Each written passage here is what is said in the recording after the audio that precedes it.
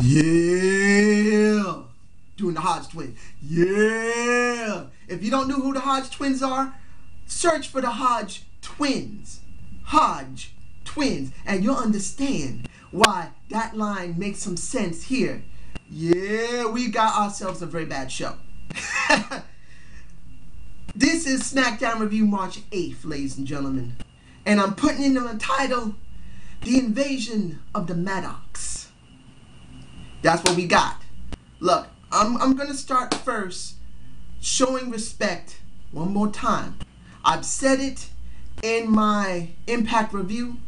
I did a video on it, and it's the last time I need to say it. They're showing respect to a man who does deserve it. William Motley, as we know, as Paul Bearer. Paul Bearer, as I said it before, was one of the most influential people that we know. He's worked with Kane, he worked with The Undertaker. It upsets me.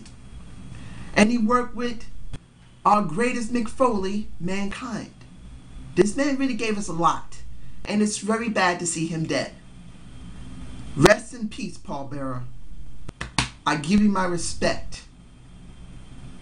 So, let's move on to the show. I wish to say in the beginning of the show, there was a lot of pre-tapes from Raw, and then I saw something that pissed the shit out of me, even though I love them. And that was from the Vault.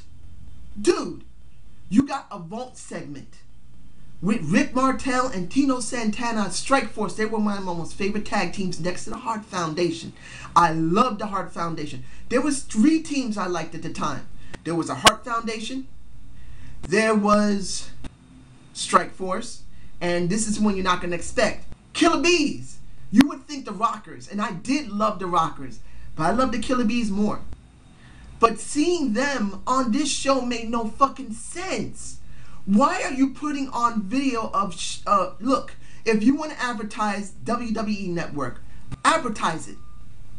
Put in a segment short about the different shows that are there. Why the fuck are you showing something that should not be seen at all? This is something that should be shown on Classic Wrestling on WWE Network, not on, even if it was about 5 to 8 minutes long. I think it was about 5 minutes long. It's not the point. You don't show this on a show that you need to get new stars started. Hell, we didn't see the Dancing Giants together. We didn't. We didn't see Tensai and Clay. You could have shown Bo Dallas. You could have shown Wade Barrett. Hell, you could even shown Kofi Kingston or Santino Marella. Who cares? You need to get your people over. Why are you showing old videos? This truly pissed me off, along with what was being shown on Raw Rewind. I mean, it's understandable. People, look, if you already got apps, and I'm going to say this right now also. They showed a segment of the Big Show getting beaten the shit out of by the Shield. If you're so happy about the WWE app and Raw Active, why are you showing that very same thing on SmackDown? Don't you think the people are going to look at the app on Android and iTunes and everything else? Actually, the iMarket, sorry. But if you're going to be like that, why are you showing on SmackDown? Because they realize people don't look at the app all the time. I bet you the shares for the app are not that high. So instead of realizing and saying, you know what, ladies and gentlemen, we're going to drop the app because Raw Active is not working. The WWE app is not working. No, you're going to do double work on your show. You should have left SmackDown without that video of showing the Big Show getting laid out. And what you should have did for Raw was extended an extra 5 minutes so you can see the Shield smash the Big Show with a triple powerbomb. Seriously. That was the most stupidest thing I've seen yet from the WWE. Now, since I'm talking about Big Show, let's get into it right now. Big Show versus Sheamus. And the backstage with Mr. Max Striker. And him saying simply, you getting pummeled by the Shield. I thought he was going to get knocked out right there and then. He didn't. But you know what? He pretty much said, I'm angry at Randy Orton and Sheamus. They caused this. So what did we get at the end of the night? We got a match between these two, which isn't any different than what we've seen before. Look, they can do good matches. This was a good match. seeing Big Show smack the shit out of Sheamus's chest 6 times straight, and it's totally bright red. It's one of the few times Sheamus gets such good color in the skin. I'm not being insulting. Sheamus is Irish. I have Irish friends. A lot of them are very light-skinned. Very light-skinned. And there's nothing wrong with it, but sometimes they can't take the sun very well. And it looked like he had been in the sun. So he got pretty lit up. So by the end of this, we did not see a winner. We see the Shield coming out. We see Randy Orton coming out. We see Randy Orton and Sheamus kicking the ass, or beginning to get the asses kicked by the Shield. Then the Big Show comes in and beats the shit out of everybody else from the Shield with Orton and Sheamus' help. And what do we get? We got a WMD on Sheamus, and we got an RKO to the Big Show. Was this necessary? If you're trying to get the Big Show to work with Sheamus and Randy Orton because now you're not using John Cena, I could understand that. Maybe this is going to be a match that's at WrestleMania, because we only got 3 matches announced for WrestleMania right now. So this might become a match, a 6-man tag, if they're actually going to pull it off, between the Shield and you getting Big Show, Sheamus, and Randy Orton. I don't know. This might work. It might not. Because it should have been over with already, and something else for the Shield to do. Maybe going after the Tag Team Championship belt, which leads me to the next thing. Hell No versus 3MB. Slater and Drew McIntyre. I always say it again. Drew is the only one who's the most valued amongst those 3. That is the reason why they keep putting him out there to get his ass kicked first. Or he might have pissed someone off in the back. Maybe Kelly didn't do her job, and sorry, don't mean to be nasty and graphic, but it's been known. Look at Morrison and what happened with Melina. You know that happened. Anyway, I looked at the website for the WWE, and I only see 3 matches announced, not sound, have been announced. You can look for yourself what they are. But the point is, what about the tag championship? There is no credible team to go against them. And this is where I think the WWE, even with the time they still have, they got about 3 weeks or 4 weeks left. It's not the point. They should have already had something built already, starting to be built. Are they going to bring the Rogue Scholars back? Seriously? What would be the point of breaking a team up, bringing them together for one time only, breaking them up again, and bringing them back again just to let them have the tag titles? Seriously makes no sense. And this leads me into Damien Sandow versus Ryback. What did this lead into? 2 things. 2 things. 1, Damien is still being buried. It makes no difference how he's doing. It doesn't. It makes no difference how well he's been doing in his in-ring segments or his in-ring presence or his physique. He's being buried. It makes no difference. So this was not about him. This was about Ryback going against Mark Henry. Again, they tease Mark Henry and Ryback staring at each other, 2 monsters. And you see Mark Henry walking away, stepping back and walking away. Why the fuck he has to step back? He's supposed to be the monster that has never been defeated. He's supposed to be the monster that can't be defeated. It should be Ryback who's stepping away, not Mark Henry. I am taking a rant right now, ladies and gentlemen. Mark Henry is the monster between those 2, and he should not have to be the one to back away from Ryback. Twice he's done it. Twice. And it's wrong. I am taking precedent on this, and if Smokey sees this, my boy, if you agree with me that Mark Henry should not be backing away from no fucking Ryback, announce it when you go on the Off the Rope show again. Because we need to do something about this. This is not right. Ryback is nothing compared to Mark Henry. He should not be doing that. Mark Henry is the veteran. He should be the one that should be being put over. So later, Mark Henry, when he loses, if he does lose, I don't think he will, because he is the strongest man that ever lived, over Ryback. But having Ryback be the one that doesn't blink first was wrong. Now that leads me into the thing that also upset me. We get to see Yoshi Tatsu. I was happy to see that red hair man right there in that ring going like this. Let's go. And what he get? Mark Henry. Fuck. Oh man, that just hurt my heart, man. I really do like Yoshi. There have been some times I've looked at superstars in NXT just to see Yoshi. I've only seen it maybe once or twice in the last couple of months. But the point is, I do like Yoshi Tatsu. And what did I get? Yoshi didn't even last 1 minute. He gave off 10 seconds. He gave off a couple of hits, and it was all Mark Henry, and Mark Henry demolished his ass. He gave him the House of Pain, baby. He put him into the Hall of Pain instead of the House of Pain. The Hall of Pain. He inducted him in. I think he's inducted him at least twice before. But the point is, he's re-inducted him into that Hall of Pain.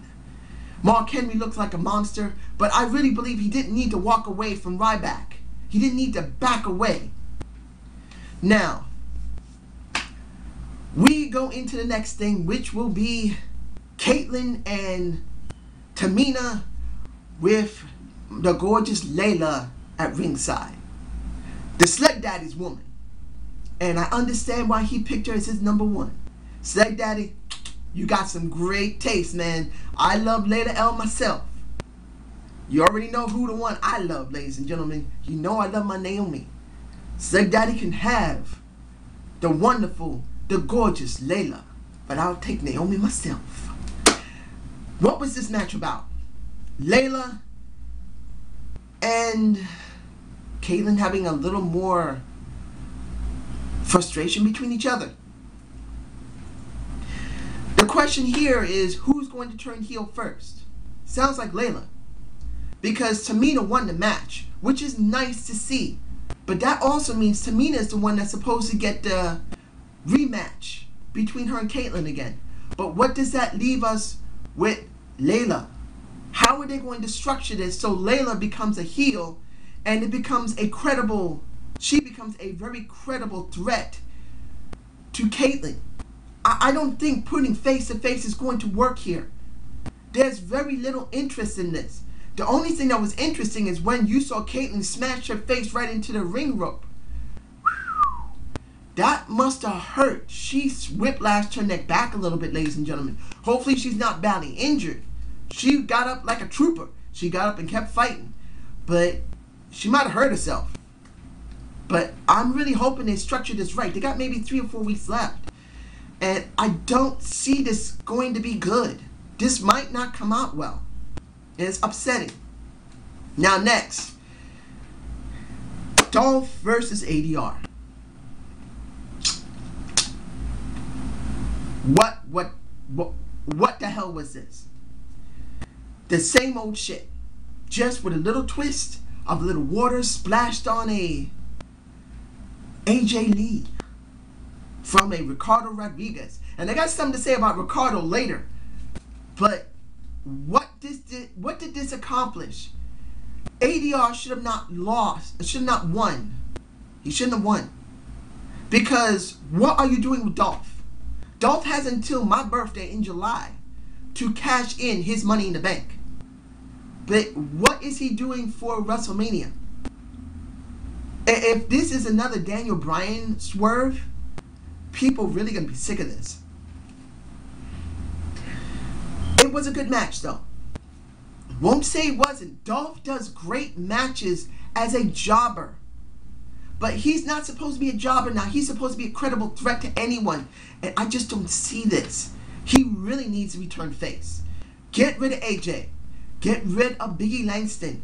Get rid of the Money in the Bank. Let him lose it to somebody and AJ breaks up with him, and let him just turn into a face right now, because I don't see nothing good here.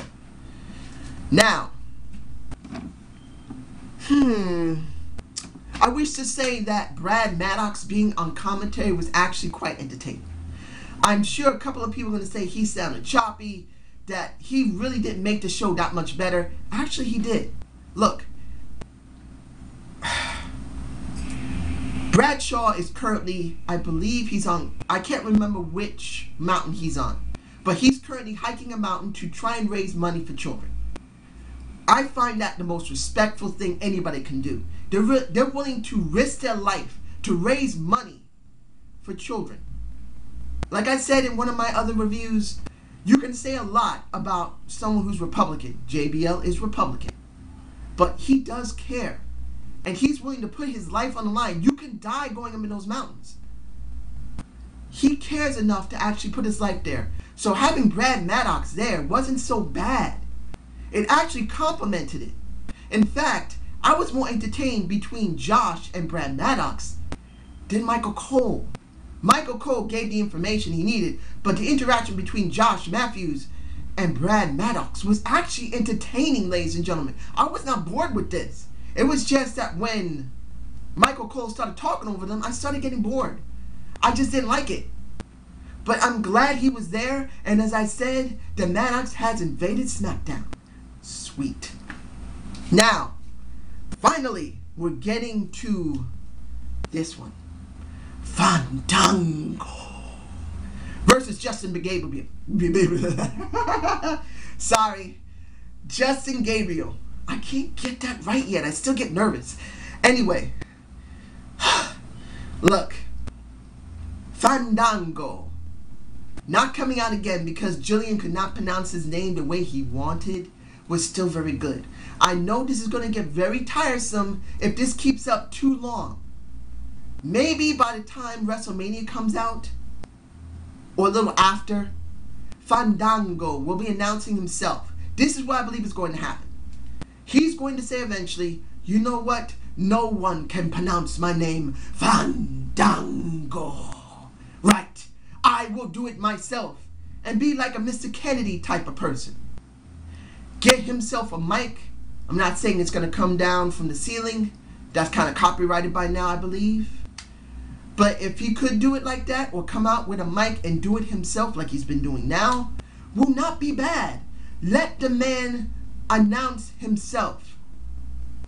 Coming in at 214 pounds or 40 pounds, Fandango. Not his woman, because I don't believe the woman's going to pronounce his name properly. But I do believe that this is going to be the right thing for him to do. Let him announce himself. Don't let anybody do it for him. Let him continue doing that, and he probably will get over the way he is. It was good to see Justin go. I was glad to see Justin Gabriel. I haven't seen him in a while. But no match. He didn't have to put anybody over. I was all right with it. Now, let me see if there's anything I'm missing here, ladies and gentlemen.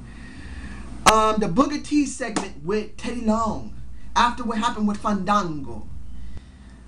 I said that there was a point where there might be some conflict between Teddy and Booker T. They never really pursued it, which I was actually very sad about. Really.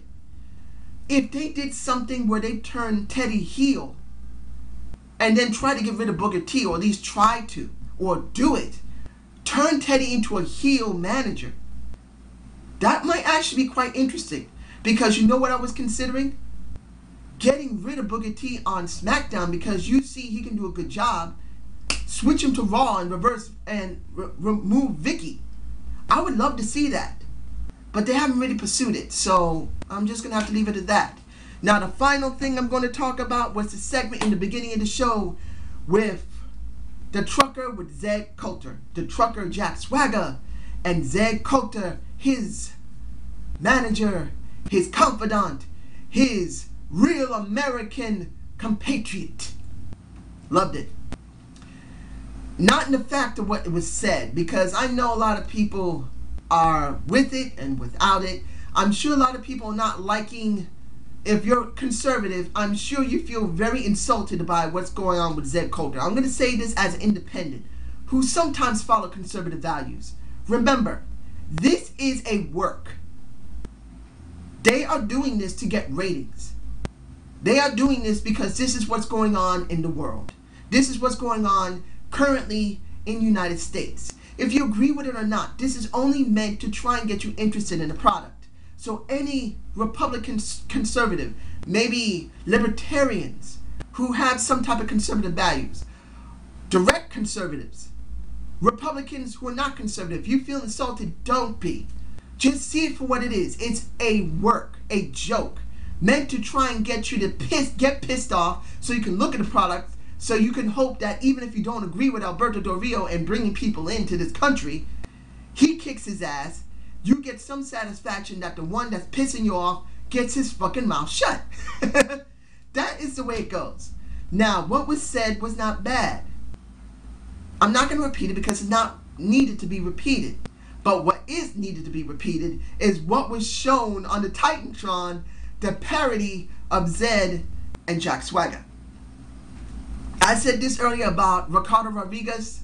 Seeing him dressed as Zed, he kind of came off as a girl, being so damn fat. The arms like this. I'm not saying he's gay. He just gave off an impression to me as a girl, not as someone who's homosexual. And I'm not insulting homosexuals. I'm just saying he gave off a feeling of a girl kind of attitude. And Alberto, he's funny. This was a funny segment. It was. And that was good. You need to still keep this lively. If you make this too serious, it won't just piss people off really badly that they may not look at the product, but it will bore people.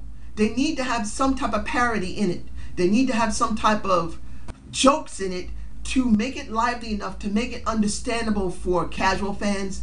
Somewhat the smart marks who really care that much or may not care, they may find something funny out of it. And anyone else. So how do I rate this show? C+. I mean, the parody was good. What was done with Fandango was good. Brad Maddox really brought the show up. This would probably be a C- to a D, because there was not really any good build. Hell No has no opponents for WrestleMania. We haven't been announced that the knockouts, well, am I saying knockouts? I'm thinking about the knockouts because I gotta do a show on this soon. My debate of the week on the Divas. So I'm trying to work on it right now, ladies and gentlemen. Actually, as we speak. But the Divas, sorry about that. The Divas don't have anything really going, but they're building to it. I kind of wish it was done a couple of weeks before. What was going on with AJ backstage with I didn't even want to mention it with Daniel Bryan, but really, was it necessary? No. And the Dolph and ADR match, really, Dolph did not need to job here. Why couldn't they had some type of DQ or something? So I give this a C+. It's not a good show. Some good things were done in it, but it wasn't enough to offset how bad this was. They put the fucking vault on this show when they need to be showing other people to put them over, to get them ready for WrestleMania. Why the fuck did they put the vault on? And like I said, I love Strike Force and I love the Hart Foundation, but not here. So I hope you enjoyed this Zane's View. Subscribe and comment to my channel, ladies and gentlemen. And I wish to say right now that I wish to thank the people who have been watching my videos. I never thought that I would get beyond maybe 10 or 20 views on my videos. And my video numbers have been really going up, and I really thank you a lot. Honestly, I never thought I would get anywhere when I started in July. I didn't think anybody was going to look at my videos at all. I was very depressed at that time, and I am still going through some really bad stuff right now. So this really does help me a lot. It really gives me a lot of confidence that a lot of my problems will solve themselves in time. So I thank you so much, and you have a good day. Thank you.